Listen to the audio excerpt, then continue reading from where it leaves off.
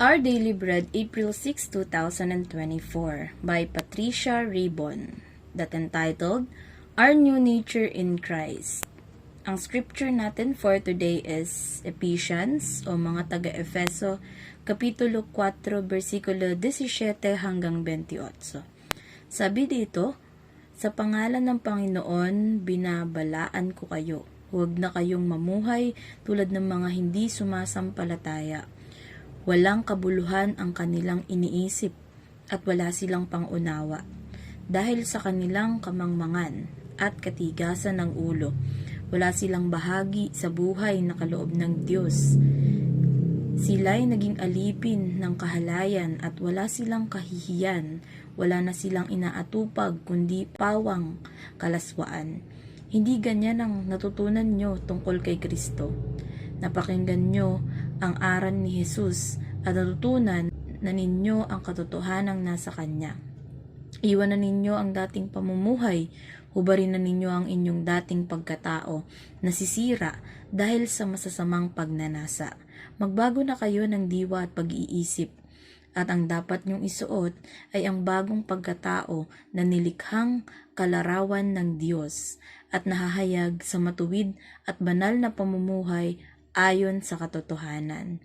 Dahil dito, itakwil na natin ang pagsisinungaling at tayong lahat ay magsabi ng totoo sa isa't isa, sapagkat tayo'y bahagi ng iisang katawan. Kung magagalit man kayo, iwasan nyo ang kayo'y magkasala. Huwag nyong hayaang lumubog ang araw na galit pa rin kayo. Huwag nyong bigyan ng pagkakataon ng dyablo.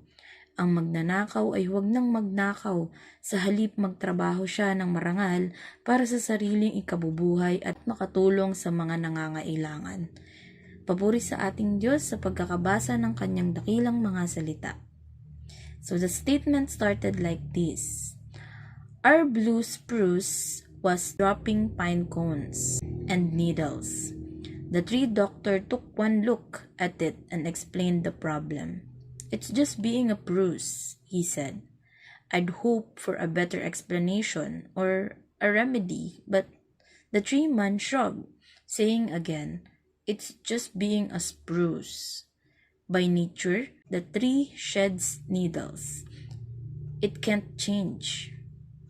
Ang spruce ay isang puno na ginagamit bilang Christmas tree.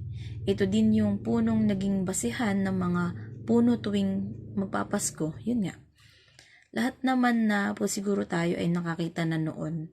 At ang sabi, naglalagas daw ito. Naglalaglagan daw yung pine cones at yung mga dahon nito na mukhang needles. Pero imbes na sabihin ng doktor kung anong problema or anong nangyayari dun sa puno, ang sinagot lang niya ay, it's just being a spruce, or ganyan talaga yan. So to continue, sabi, thankfully, our spiritual lives aren't limited by unchangeable actions or attitudes. Paul stressed this liberating truth to the new believers at Ephesus. The Gentiles were darkened in their understanding, he said. Their mind close to God. They possessed hardened hearts containing every kind of impurity and sought only after pleasures and greed. Sabi dun sa Ephesians 4:18-19, diba kanina? But since you have heard about Jesus and His truth, the apostle wrote, throw off your old sinful nature and your former way of life. Paul noted how our old nature is corrupted by lust and deception. He said, let the Spirit renew our thoughts and attitudes. Put on your new nature, created to be like God, truly righteous and holy. And here, we have given two sides of the truth, na maaring magkaroon tayo ng makitid na pangunawa at maaring ang puso natin ay puno ng puot to the point na we can no longer desire to forgive and follow God. But, take a note ha, but we are given chances to repent and be cleansed by God. At sa katotohanang narinig na natin si Kristo, hinihikayat tayong iwanan at talikuran na ang ating mga hindi naman tamang gawain noon. Let the Spirit renew our way of thinking and the way we act. At yakapin ang bagong katauhan bilang isang anak ng Diyos na gumagawa ng may pag-ibig. Sabi, then he listed new ways to live. Stop lying, resist anger, stop cursing, quit stealing. Instead, use your hands for good hard work, and then give generously to others in need. Our new self in Christ allows us to live a life worthy of our calling, yielded to our Savior's way. Isang mabigat na pagsubok ang pag-alis sa nakasanayan. A new normal, ika nga.